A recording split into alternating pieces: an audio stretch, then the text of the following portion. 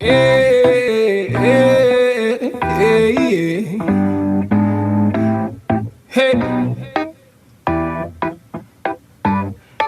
hey, hey, hey, hey. Black excellence, black beauty, and black pride. Black power from all diasporas coincide. Progressive truth and regression eventually collide. May the beauty of the people no longer be set aside. May the black queen's grace continually mesmerize the millions who couldn't see it when looking into her eyes. And the black man's plight no longer be the disguise. Oppression, emasculation, they wanna castricize him. Take him away from the black queen, put him inside prison for slave labor, he institutionalized. Wondering on the outside, is she willing to ride? Is she willing to ride? Is she willing to fight for the love, even despite the fact that he doing time? Love that conquers all will never fade with time. If she don't choose the love that appreciates every life, his flame might get dim and he may eventually. Good evening. I'm one of your hosts, Rob Johnson of the Urban Impact Show. We're gathered here today, as Shekinah says, a family conversation and a family meeting. I'm super excited that you have chosen to join us today because this is a serious topic. As we know, we just received reports that nearly 80,000 people in the United States have been diagnosed with coronavirus or COVID-19. Many of those individuals are individuals of black or brown heritage. We also know that there are many people right now who have filed for unemployment. As a matter of fact, the last numbers said that there were 33 million people unemployed, 29 million have filed for unemployment, some for the very first time. But then there's a group of people that is in that group where they truly understand this statement. When we say things like, the struggle is real. When we say something like that, it's because it's a statement that a lot of people understand, where understanding that what they're doing, putting food on the table, is a little bit more difficult for them. Going to get a business loan is a little bit more difficult for them than it is for some of their other counterparts of other races. Going to get a home loan is a little bit more difficult. And so today we're excited because we have the opportunity to have real conversation and real dialogue about the construct of America. So we ask one simple question. Are you comfortable in your own skin? Join us as we continue to do this and have these family meetings and these family conversations. Right now, I need you to press the share button.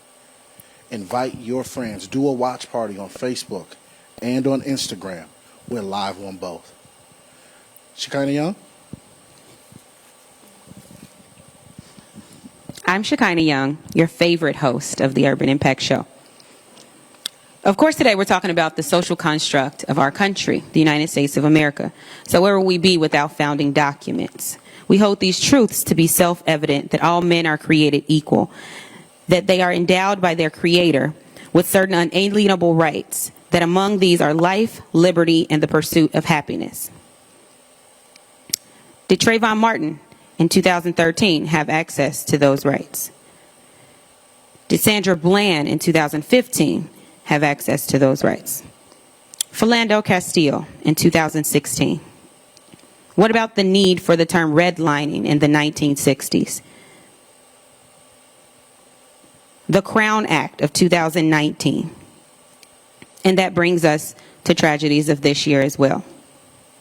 Are you comfortable in your own skin?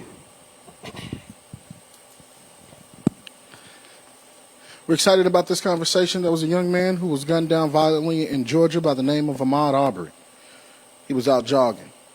And we have a pastor here who took it upon himself to go out, and in honor of that, he did his 2+ miles, and I know Deidre, she did about 4. We're excited about that.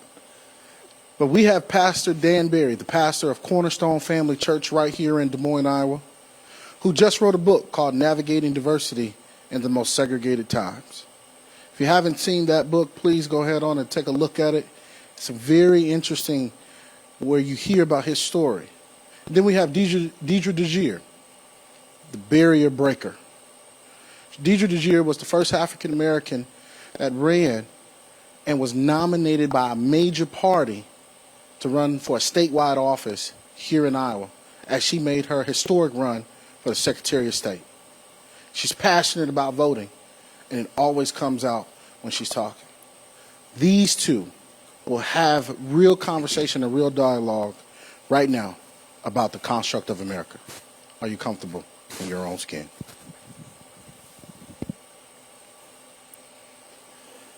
I guess we're on, Deidre. We're on. And I guess we get to take over Urban Impact Show because nobody's asking us questions. So it's about what we're doing. How much time do we have?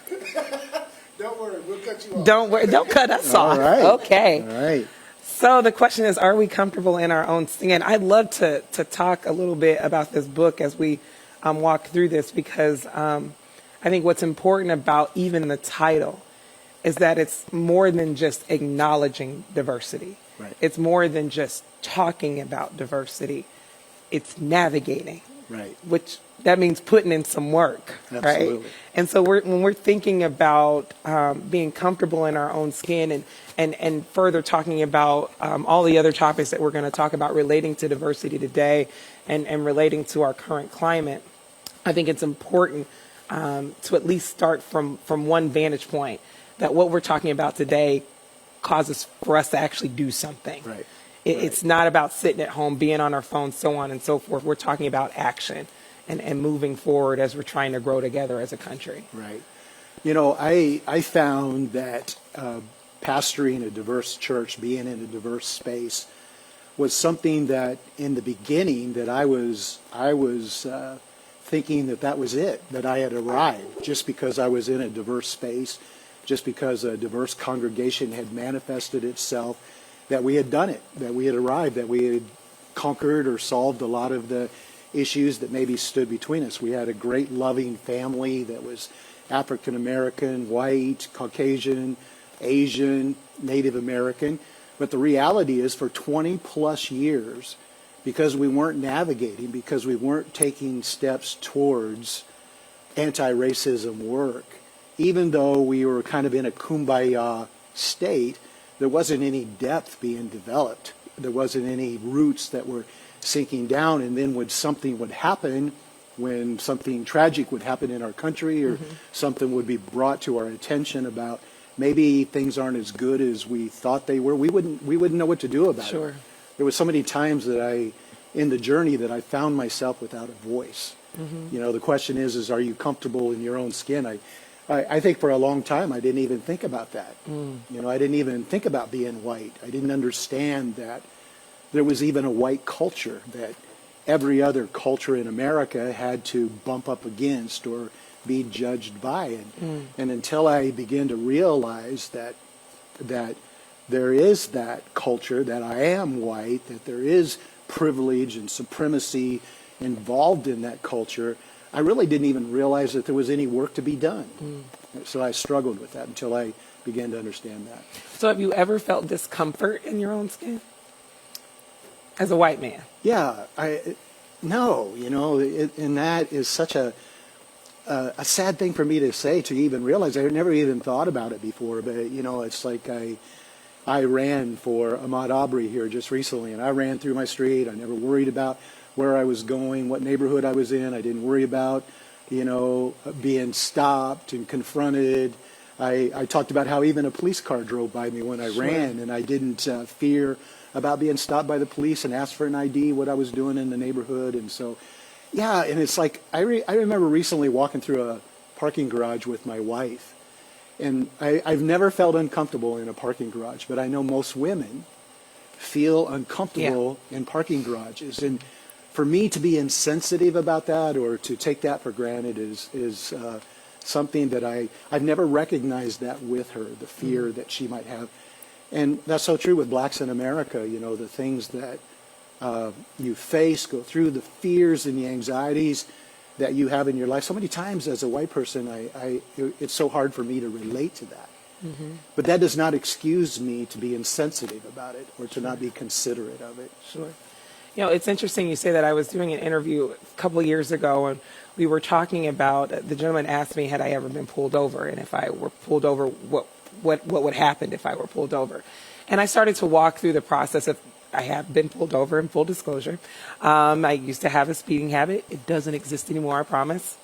And the notion that I had when I was pulled over was that you call somebody immediately and you put them on speakerphone so that they can experience everything that you're experiencing, no matter what the infraction may be. You call someone, and the gentleman who was interviewing me was like, it never dawned on me to do that. It never dawned on me that I would have to do that. But, I was raised that those were the things that you did to be protective of yourself and your life, not just yourself, your life. And so when we think about African Americans and people of color in general feeling discomfort, this isn't the type of discomfort that is resolved with a self-help book. Right. This isn't the type of discomfort that is resolved, I believe in prayer, but just one prayer, right? This is the type of discomfort that our country has instilled upon people of color at the epitome of our country being built, the foundation of our country being built. And when you think about the trials and tribulations that African Americans have had to endure in a country that was supposed to be for them, was supposed to be inclusive. I mean, Shekinah just spit it out, the Declaration of Independence. It's for everyone, but it's been exclusive in practice, and it's been exclusive in practicality and how we do things every single day. I mean, we think about poll taxes, when we think about slavery, when we think about poor housing conditions, when we think about poor education opportunities, when we think about just access to the ballot box in general, all of these restrictions that we have put on free people. Right. And we wonder why they feel uncomfortable. Like, there's reasons for that, but I also think that there's something we can do about it. Absolutely. Especially in the condition that we are in as a country. Right. COVID has literally put our country on its knees. Right. We are in the most vulnerable position that we could possibly be in as a world even. And when we think about our vulnerabilities and we think about everything normal that's been stripped away from us, our condition as a people is to rebuild. Absolutely. And we've got some people that are trying to rebuild like it was built the first time. Yeah. Yeah, we have a lot of people that, Pastor, when are we going to go back to church? We're just looking forward to getting back to church, and I think in some ways, it's good that we're not back to church yet, because we have an opportunity to do things differently. And I hope that when we do get to go back, that we don't go back the same. Mm-hmm. I pray that all the vulnerabilities that you mentioned that have manifested themselves are things that we'll begin to work on, that will continue to be the church outside of the four walls of the church, care about people, open our hearts to learn about people, to listen and to learn. This tragic event that has happened with Ahmaud Arbery. The thing about it is every time something like this happens in our country, everybody wants to focus on it, and everybody gets up in arms about it, and everybody wants to come to the table and do something about it. But then it just seems like after a little time passes and maybe a few more facts come out, that people just walk away from the work. And I hope that we'll do more than just get up in arms about a particular event, but understand that there are things that have been created in our country that manifested in the beginning days of our nation. I think about our founding fathers creating the narrative of racial difference to justify the subjugation and the misuse and abuse of people of color, and how nobody wants to talk about that. Every time you bring up historical facts, especially as it relates to white people, we get nervous, we get angry, we don't want to hear it. But we've all came to a place of understanding in our lives that we haven't been told the truth all along the way. And there are lies that were established early on that continue to this day. Even with all the changes that have been made, the laws that have been passed, we are still dealing with the narrative of racial difference that justifies the mistreatment of certain groups of people. So we have to come to a place where we're open to learn, because history, true history, gives us context. True. Context gives us the ability to have understanding. So many times, I've said it in my past, I've thought it a lot in my past. Why does it always have to be about race? Yeah. And the only reason that I could say that and feel that is because I didn't know the truth. I didn't understand history. So I didn't have the context of why people of color reacted and responded to people like me the way that they did. But when you begin to learn the truth, and I hope that what is going on in our lives is opening a door for us to learn some truth, to listen, to maybe understand that we don't know everything we know is not all there is to know. So we've got to learn to listen, and that's what I hope that we'll do. We need to learn to be sensitive and compassionate to each other and open up our hearts to each other and realize that not everything that everybody experiences like I do. Sure. I have skin, you have skin, it's different. Your experience is different than mine. You know, I imagine if someone walked up to me, they're giving me the time. Can I keep going? If I were a white person and someone walked up to me and they told me all the generational wealth that I brag about, 5 generations of Longfellows who've lived in my city, the people who I'm a part of, if they came up to me and told me that everything I bragged about was built on the backs of slaves, that would make me feel uncomfortable. If they came up to me and told me that the land that I'm living on used to be land of Native Americans and my ancestors took it from people, I would feel uncomfortable. But I think we're at a point in time in our nation that we no longer have to feel guilty for our ancestors' mistakes. Needless to say, if we are not a part of the solution, we are part of the problem. And so if we can just step outside of our own guilt but for a moment and step outside of our own selves but for a moment and realize that each and every one of us, no matter who we are, where we come from, what color we are, what God we pray to, we are a part of a fabric that is integral in making this world be what it is. Absolutely. Each and every one of us has a role. And if we are just on the sideline like, I got a lot of other stuff to worry about. I've got this, I've got bills, I've got kids, I've got this. Everybody's got their stuff. Yeah, absolutely. You know, I run into a lot of white people that their only agenda is just to try to convince other people that they're not racist. Yep. I'm colorblind. I've never owned slaves. I've never had this or had that. And they spend so much time just trying to convince other people that they're not racist that they don't open their hearts up to listen and to learn and to even believe that their experience has not always been someone else's experience. And I tell people all the time, if you just chill out, let's just give it to you. You're not a racist. Okay, we'll give you that. But now listen, open up your heart. Quit spending so much energy trying to convince us that you're not racist, and let's just sit down and talk. Right. Let's open up our hearts to each other and learn. Exactly. Let's open up our heart. When they said they were taking over the Urban Impact Show, they really meant it. They are not allowing me and Rob to govern over here. And so we are bringing this back, right? But if you are tuning into the Urban Impact Show for the first time, you are in for a treat. We are talking with Deidre DeGier and Pastor Dan Berry about how to navigate and the social construct of what's going on in America. We have family discussions on the Urban Impact Show. You know, sometimes in a family you have some challenges and you need to have some discussions to get things figured out. There's a common saying that all skin folk ain't kinfolk, but that can be a positive manner as well. You don't have to look the same to be a part of the family. So if you're watching, you are a part of the family. You are at the table, and we are having some tough conversations today. We want you to engage with us. Send us messages if you have questions.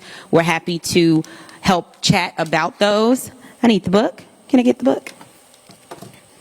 We are talking a little bit about navigating diversity in our most segregated hour, a recent book of Pastor Dan Berry of Cornerstone Family Church, and just talking about how the social construct of America is playing out today and if we are comfortable in our own skin, given whatever skin that may be in. So you are watching the Urban Impact Show, and we are going to take a 30-second break, I think.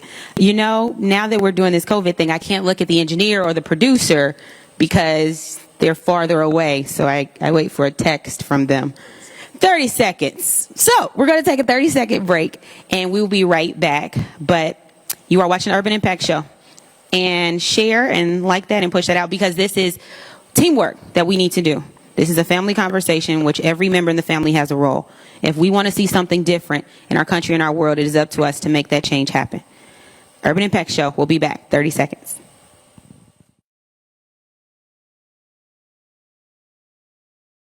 So I hear that you heard me. So you know we're back. And clearly you can see that this is a very live production. So Family, welcome back. We are happy that you are back with us. Shout out to Antoinette Stevens. You are the sunshine of my life. You just won a book. Navigating Diversity in Our Most Segregated Hour. Coming to you, Antoinette Stevens. Okay, but we're back. Urban Impact Show. We are talking about social construct of America and if you're comfortable in your skin. This is a family conversation. You are part of the family because you are watching. Our previous segment talked about acknowledging privilege, understanding the context of history so that we know accurately how to move forward. Navigating is an active word. That does not mean sitting back passively because something doesn't directly impact me, or sitting back passively because I don't want to deal with that or that's uncomfortable. That is an action, navigate. And so we are talking with Deidre DeGier and Pastor Dan Berry about how to, or just about the construct of America. This segment, we're talking about what can we do? Given the challenges, we all are no stranger to those. We want to just work through some of those actionable things, get some thoughts into what can we do. So, Deidre and Pastor Dan, take it away. Thank you. So I'm going to pull a quote from your book that really spoke to me. And you said, "It is our responsibility to eliminate these constructed barriers and embrace the unity Jesus prayed for." What does that mean? Well, you know, we all know that race is not biological. Most people should know that. Maybe a lot of people don't know that. But it is a social and economic construct that was created in the foundation building blocks of this nation to, again, justify the marginalization of different groups of people, to justify slavery, to justify the misuse and abuse of slavery. Thomas Jefferson, in his book To the Virginians, wrote about questioning whether there were biological differences among the races of people. He might not have used that at that time, which began a narrative of racial difference. So over decades and centuries now in our nation, these differences, the lies that have been told, have been perpetuated to the point where people believe it even though it's not true. And so if something has been built, if something has been constructed, then I believe that it can be deconstructed. And because the white race predominantly built that construct, created that construct, then we have to be actively involved in the deconstruction of that construct. We just can't sit idly by and say that it'll just get better on its own. It was built, it needs to be torn down. And it's not something that any group of people can do on their own. We all have to be involved in this, and we can't. And the biggest way that's going to motivate us, the thing that's going to motivate us to take our first steps, is just education. You know, we have to learn the truth, how these things were built, so that we can tear them down.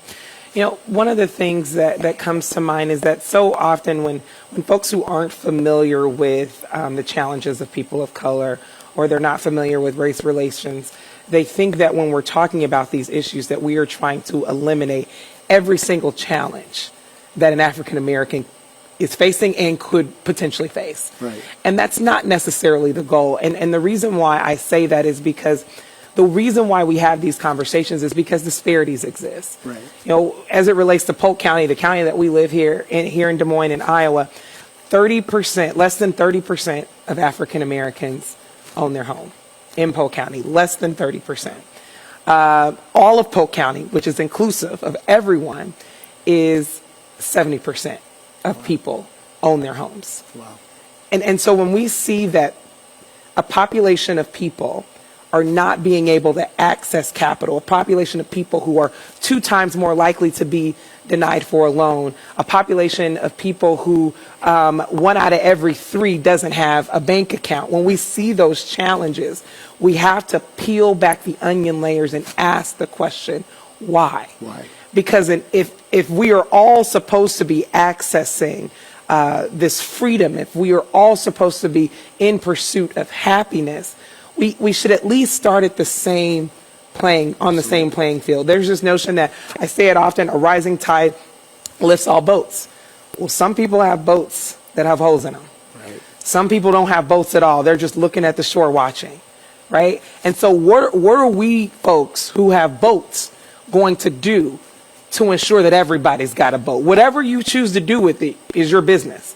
But we at least want to make sure you've got a boat. Yeah, you know, when I grew up in a blue-collar home, and I was told all my life, if you just work hard and do what you're supposed to do, your life is going to end up okay. Everything's going to turn out okay. And for a long time, I believed that. The problem with that is that if you really believe that, then people who maybe don't get to the same level that you do, you begin to think things like, well, they're lazy, or, you know, they've got issues, they've got problems that, and if they would just resolve those problems, then they would be okay. But just like you said, the playing field is not level. You know, there are people that do not have the same advantages that other people do, and that are suffering not because they're lazy, not because they don't have the right education, or that they don't work hard, or disciplines, or whatever, but the playing field's not level. So we have to work to repair that playing field. We have to work to make that playing field level, and it's going to maybe take the people who have had their boats rise up to reach back and reach down and help some of the people that aren't where they are. The average net worth between white families and black families now is up to 14%. The average net worth of black families is 14% less than white families. Something's wrong. And you're right, we have to ask why. What has caused that? It's not always the person's fault. Right. And I think we've relied so heavily on cookie cutter approaches. Right. Because cookie cutter approaches help win elections. Cookie cutter approaches help raise money. Cookie cutter approaches are easy to explain so everybody can understand. But if we think about, you know, just think about a cookie in general. Let's think about a round cookie. And everybody's seen a gingerbread man cookie cut out. If you take a round cookie and you try to make a round cookie fit into a gingerbread, it's not going to happen. You put that gingerbread man cut out on that cookie, damage is going to occur. And that's what's happening to so many of our people. We are trying to fit people into a box and not meeting them where they're at. We're trying to make things happen too quickly and not think through solutions. We're also thinking through these solutions on our own. Right. We're putting the burdens and the backs or we're putting the burdens of our solution making on our backs, and we think that we can do it on our own. And what happens is that we exclude the people who need to be at the table to help us come to the solution. And it's not easy doing that. Right. It takes a while to get that stuff done. But we've got to come to terms with reality in general and realize that it's not about the amount of time it takes. It's not about how marketable it may be, and it's not about winning or losing an election. It's about just helping people. Yeah. Helping people who rely on folks with the wherewithal to get the work done. Yeah, you know, I've been pastoring for almost 40 years, and I've taught on marriage for a lot of years, trying to do everything I can to help people have successful marriages. And there's a scripture that has always stood out to me. The apostle said to men that they have a responsibility to dwell with their wives according to knowledge. So that means, as a man, I have a responsibility to learn about my wife. The Bible does not tell her to dwell with me according to knowledge, because it doesn't take that many smarts to dwell with a man. But to dwell with a woman, that's another thing. So if you want to have a good relationship with your wife, if you want that relationship to be intimate, to be strong, then you have to open up your heart to learn how she thinks, learn what's important to her. In other words, you have to listen. Instead of buying her gifts that you want her to have, you have to listen to her so she can tell you what you want. I liken that a little bit to race relations. Sure. You know, white people, most white people, and don't misunderstand me about this, you know, we just think we know what's best for the world. We think we know what's best for people, to the point that many times when we hear a counter view, we get insecure. We don't want to listen to it. We want to solve everybody else's problem on our own, like you said, without bringing the right people to the table. So if we really want to heal the gaps, the divides that have been created between us, I think we as white people have to come to a place where we understand, you know what, that our experience is not everybody else's experience. Sure. And I have a responsibility, if I love you, care about you, really want to help you, to listen, sure, to learn, to give you a place at the table, and to give you a voice, and to allow you to help us resolve these issues. So we have to, it's just all about opening up our hearts to each other. And as a pastor, I look into the church all the time, and I think, isn't that our responsibility? And then why aren't we doing it? Why aren't we loving our neighbor as ourselves? Why are we so much into judgment and cynicism and jealousy and insecurity? You know, why can't we be the, you know, why do we always have to be the first? Why can't we be the last? And so I'm just really believing with everything that's happened, like you said, we've been brought to our knees. I just really pray that we just really open up our hearts together. Yeah. We're in this together. Yeah. And we will be better together, but until we learn to just listen and open our hearts to each other, it's going to be hard.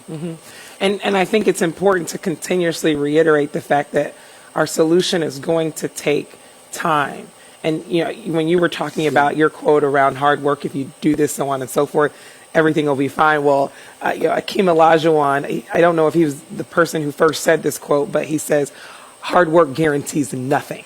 So I'm growing up thinking hard work guarantees nothing, but without it, you don't stand a chance. So, you know, when we're thinking about this solution, it's going to take us all to come together, the villages to come together and resolve our challenges collectively. Yes. And there are going to be growing pains that are a part of that.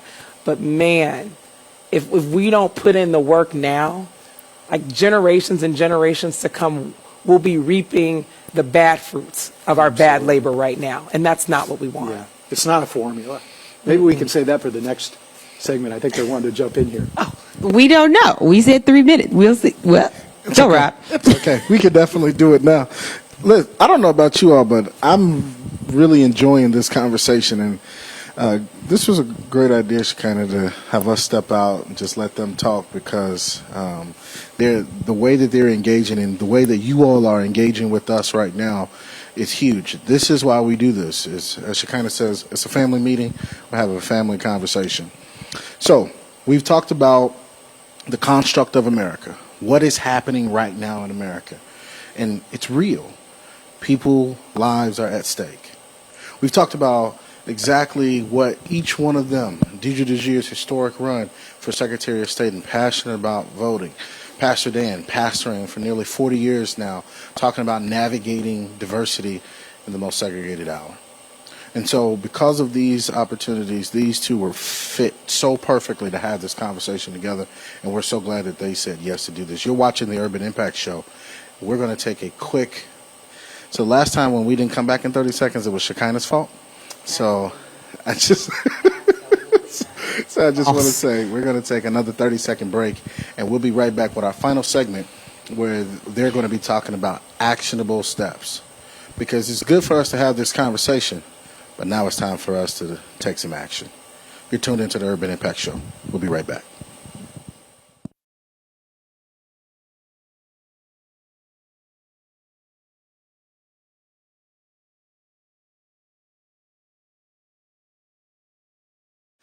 All right. Hey, thank you so much. We are back, and that 30-second break was longer than 30 seconds because Rob's it was Shekinah's fault. Rob's fault. So, first of all, we want to say thank you to all of you all who have shared this video, liked this video, commented, who have continued to participate in this discussion. Thank you so much. We've been talking about the construct of America. Are you comfortable in your own skin? It's a tough question sometimes, no matter what race or what ethnicity you find or your heritage that you find yourself in. And so because of that, we're navigating through this conversation with Pastor Dan Berry of Cornerstone Family Church and Deidre DeGia. And so because these two, Shekinah and I, thought it would be great just for them to talk, so you won't see Shekinah and I a lot in this, only in these few segments. But we're super excited that you have decided to join the Urban Impact Show. Shekinah?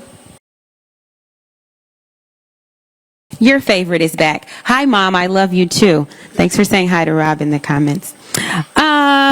We are back, Urban Impact Show. Of course, this is a family conversation. We want to get into the nuts and bolts of what we can do as a community to have actionable steps about this. First segment, we talked about being aware of privileges that we have and how we're going to move forward in those things generally. Second segment, we talked about, like on a broader level, the change that needs to occur and what is at stake if that change does not occur.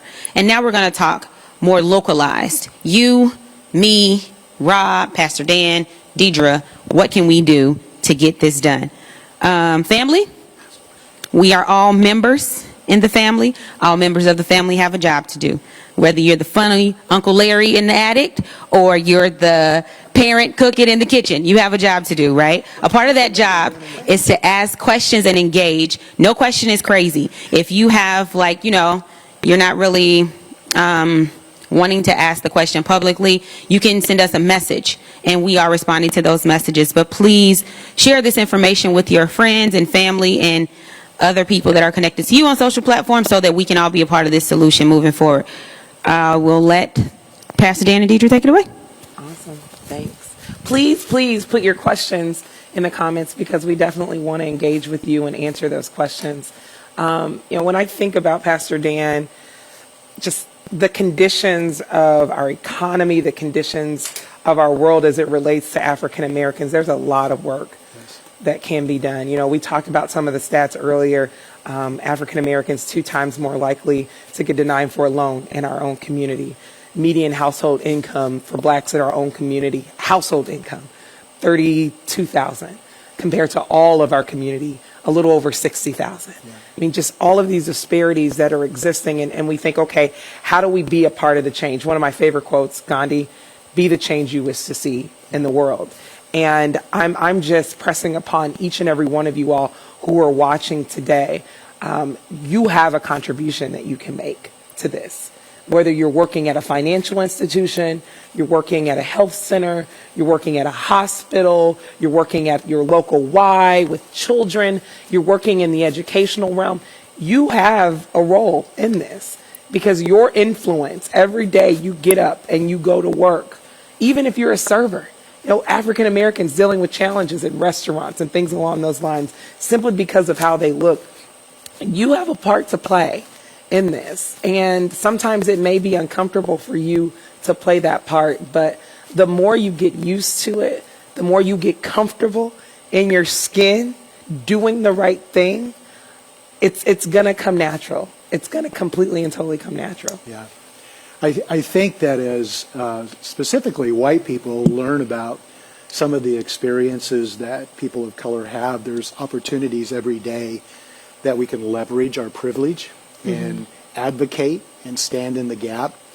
But one of the things, Deidre, is I'm just a real grassroots person. I really, I've always taught the Word of God in a way real basic. I've not tried to be flashy. I would rather teach something in a way that people could grab a hold of it, apply it to their life, and do it in a practical way.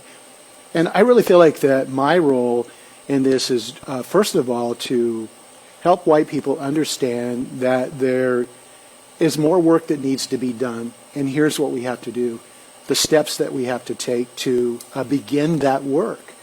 A lot of times I think we're seeing a movement in our country where more and more white people are wanting to get involved, wanting to advocate, wanting to do the things that they need to do to help, but they don't even know where to start. And I know that this sometimes makes people of color angry, but there's so much ignorance. We've been lied to so long. We've actually been impacted so negatively by racism that we have gone to places in our lives that we shouldn't have gone. So we have to learn the truth. We have to come out from behind the lies. Sure. We have to embrace the tension and commit to the work. But until we can take those first steps, somebody's got to help us understand the historical elements, the context, so that we can gain the understanding and the motivation to do the work. My daughter-in-law, Dr. Lucretia Carter-Berry, has created a study called What Lies Between Us. We have been told so many lies.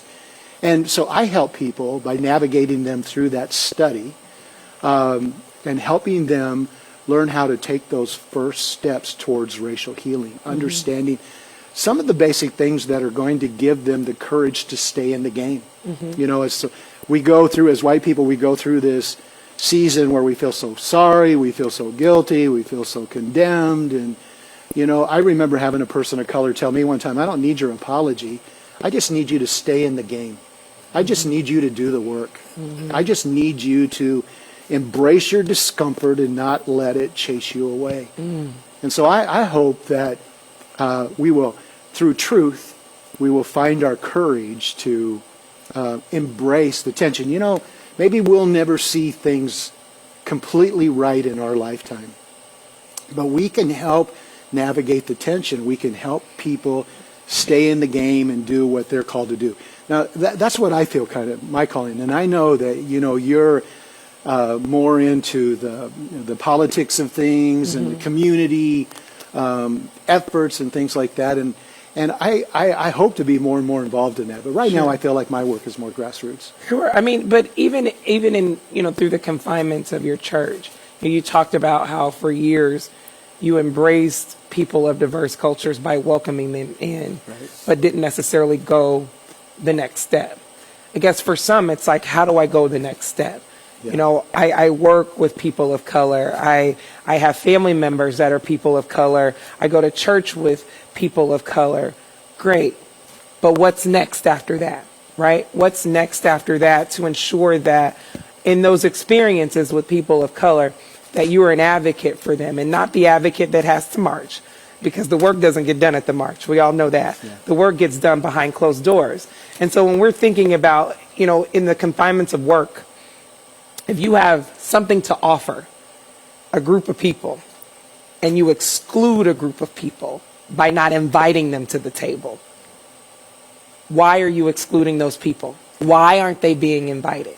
Like thinking through some of our decision making and how we're pulling people together and how we're offering certain things, whether it's a bank product or whether it's an opportunity to attend a leadership course. You know, how much are we charging people for certain things? And how we charge people, is that excluding people? And is that right? Thinking through everything we think we know to be right and just double checking for the second draft, I think is worth a try to ensure that it's the best in the second draft. Absolutely. So huge shout out to Deidre DeGier and Pastor Dan Berry. Real quick, they want to shout out Deidre for your efforts in helping to raise money for small businesses during COVID-19. You're welcome. And what you're doing and all of your efforts in leading that charge. And thank you for taking the hits for a lot of those small-owned business owners. And Pastor Dan, thank you for continuing your efforts in understanding diversity and making sure that your church is one that is leading the way and helping with community. Question for you both. Do you think or believe that the news is hindering or hurting our current efforts in America when it comes to race? Former broadcast news major, maybe I'll take this one. You know, I love the news and I love journalism. And we understand that we live in an entertainment-driven society. Yes. And entertainment has found its way to seep into news. That's the reality. Needless to say, I believe that we are responsible for how we interpret anything that's around us, whether it's a billboard, whether it's Channel 6, whether it's the evening news, whether it's national news.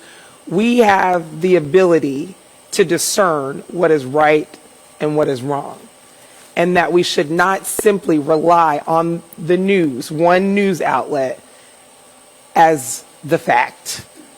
We shouldn't do that. You know, we should do our due diligence. I mean, you got to think about these newsrooms. People are moving very, very quickly. They're trying to get as much information out as they possibly can to inform us, and they're doing their due diligence. Needless to say, it's important for us to have, I believe, a spirit of discernment in watching the news. We can't control it, but we control when we watch, how we watch, and how much information we take from it, knowing that they're putting things into these little sound bites because they only have so much time. What I like to do is just pull pieces of the sound bite and then go do my own research. Yeah. honestly. I think that the news so many times focuses in on the interpersonal aspects of racism, and because it is catching, it's entertaining, it's like, oh my gosh, it's in your face, that sometimes it distracts us from all the underlying systemic elements of Sure. racism. So it gets people focused on some of the horrible interpersonal stuff that happens, and then that's where I was saying before, we feel like we got to prove that we're not racist, where the news doesn't help us understand a lot of the Yeah. systemic elements of racism Right. that people are talking about. And I just wish that they would do more of that to bring that stuff to light. Yeah. We have a follow-up question. Well, not really follow-up, but just a second question. Deidre, if someone is not in a professional field, how can we get involved? Professional field. So if they don't go to a job every day, maybe they're a Oh. stay-at-home person, or maybe they're, I don't know. Well, fortunately, for everyone who's above the age of 17, 18, and older, there is at least one thing that you can do, and that's vote. Honestly, Yeah. that is the core mechanism, I believe, of using our voice as a people in this country, is to vote. I mean, people died for that right. People lost their dignity for that right. People lost their lives. I mean, jobs, everything that meant something to them for that right. And so I believe in voting, like I believe in God, and like I believe in water, like I believe in the breath that I breathe, because it is so important. And I think if it weren't important, there wouldn't be a lot of barriers to the process, to be honest. And so if I were you, I would encourage you to vote. I would also encourage you to fill out your census. Please, somebody, put a census link in the comments, who knows, so you can fill out your census, because that is also a part of your participation. I know there's a lot of people who think, well, if I fill out the census, the government's going to know all my business, so on and so forth. No, we want you to be counted.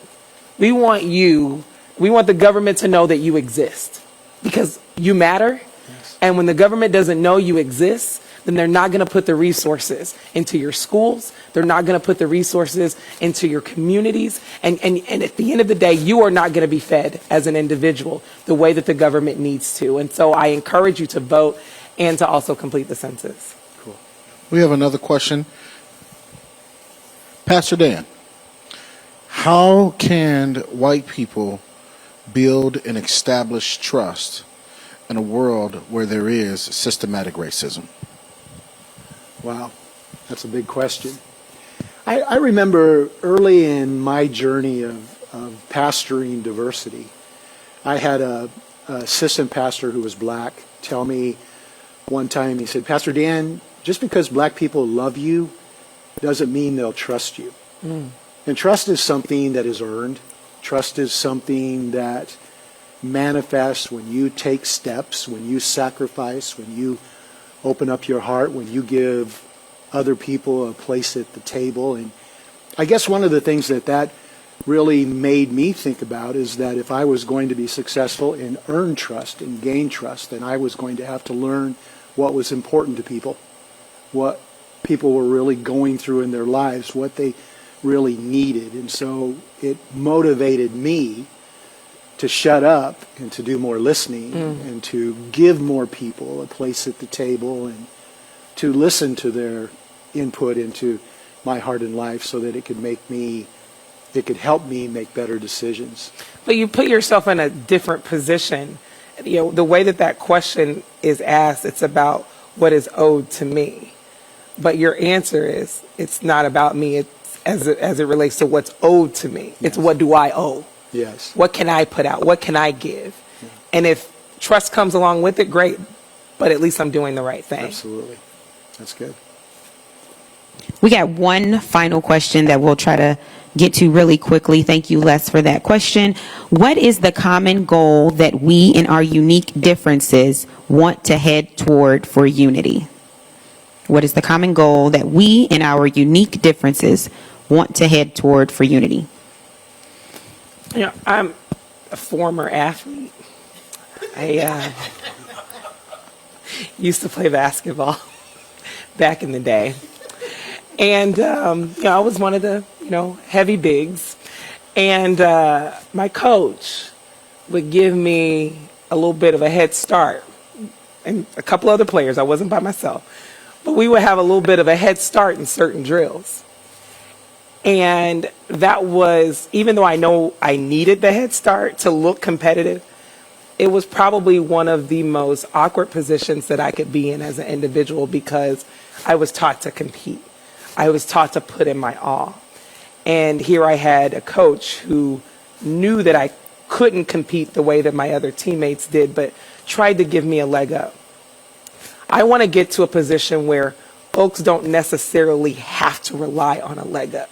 Right. That there is everybody starting from the same starting line, right? I go back to life, liberty, and the pursuit of happiness. That's what most people want. They have their different versions of what that looks like for them. But our challenge is that we've got so many starting marks. I mean, I don't even want to go down this rabbit hole, but when we think about equal pay for equal work, white women getting paid 80 cents to $1, how dare I look at a white woman and say, you are worth 20 cents less than a white man? And then I go to the black woman and say, you're worth 42 cents less than a man. Yeah. Then I go to the Latino woman and say, you're worth 54 cents less than a man, right? We just want people to be at a level playing field so that they can see their lives flourish the way that they prefer to see their lives flourish, unburdened by our government and our government systems. I think that's what unity looks like to me. It's not us all holding hands. We don't want to hold hands right now anyways because it's COVID. We can do that, but at the end of the day, when we release our hands from each other, maybe we can drive equitable cars home. Yeah. Maybe we can have all a roof over our head, and the next day we send our kids to a decent school and be proud of that and go to a decent job. Yeah. I think we have to recognize that we're all human. Mm-hmm. One humanity. My daughter-in-law, Lucretia, has a ministry called brownicity.com, and their tagline is one humanity. It left me for just a second. One humanity, many hues. And I think we all have to come to a place where we recognize that we're all the creation of God. We're all sons and daughters of God. And really embrace that and begin to believe that and act like that's true. Mm-hmm. So that we can take those steps to give everybody the opportunities that they need to have. Mm-hmm. Well, thank you. Thank you, thank you, thank you. We are excited about this. Thank you for tuning in. We are now reached our part where we are going to have final thoughts by Pastor Dan and Deidre DeGier, 30 seconds each. They're going to impart on us their final thought for this, and then we're going to close out with just a few final thoughts of our own from Shekinah and I. Pastor Dan? Thank you, guys. I really want to tell you how much I appreciate Urban Impact giving me the opportunity to come and share, and to be with Deidre has been such an honor.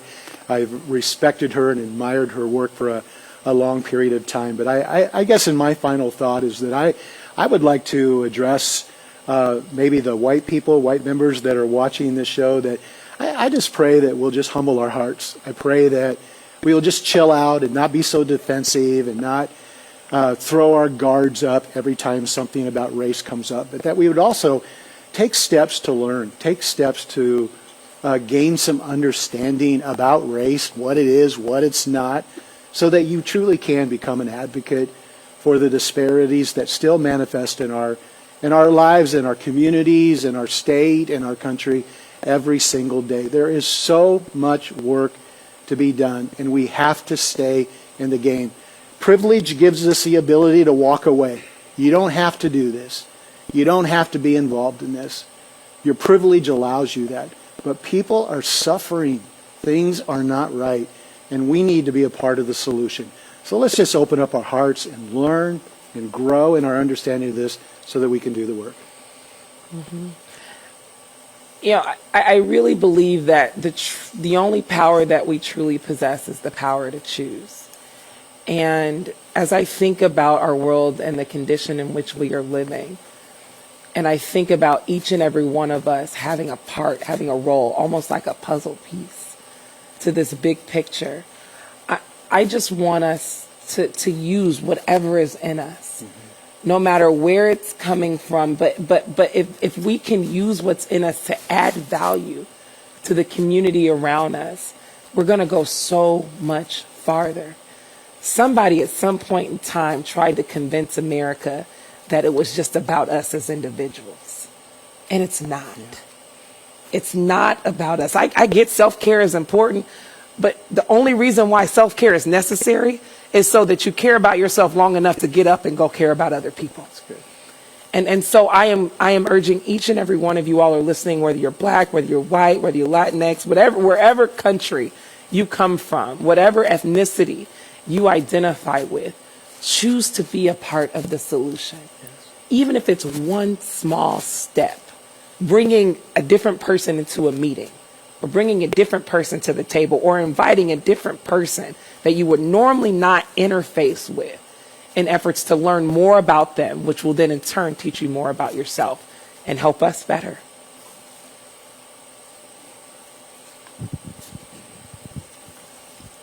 Final thoughts. This has been a lot. This has been good. This has been real family dialogue, and we hope that you all took something away from that.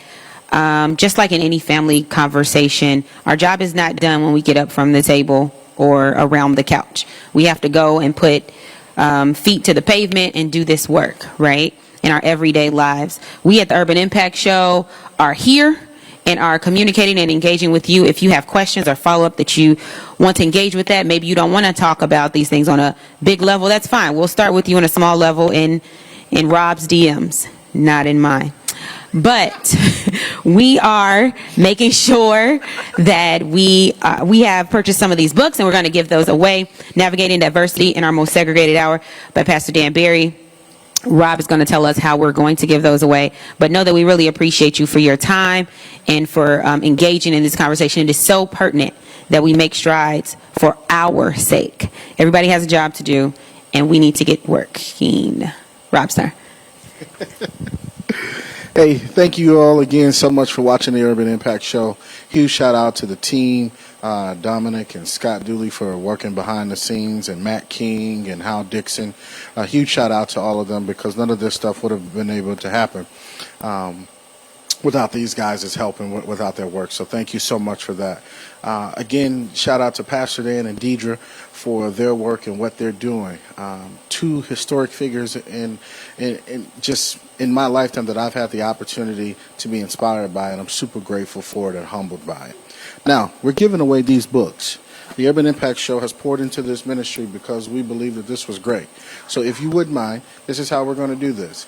Tell us why diversity is important to you. Just shoot us a quick message on Facebook or Instagram, and then we're going to just select a couple winners, and you're going to get Pastor Dan's brand new book.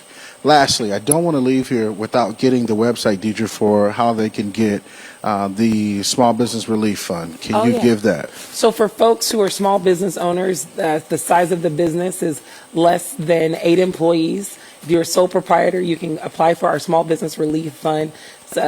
Grants ranging from $500 to $3,500. Just a small thing that we can give during this time just to help you stay afloat. That means so much to us to see you thrive. Go to empowermoney.org and you can apply for that fund there. Empowermoney.org. So this is We're also taking donations. I want to give to the fund. You can go to empowermoney.org to give to the fund. We've raised more than $130,000 so far. And so if you've got anything to spare, even if it's $5, typically around this time we'd be frequenting a small business, but not so much right now. And so we're urging you all to give your tip money. Live a tip. Yeah, I like that. I like that. That's pretty good. My final thought, there's work to be done. The construct of America. Are you comfortable in your own skin? Have a good night.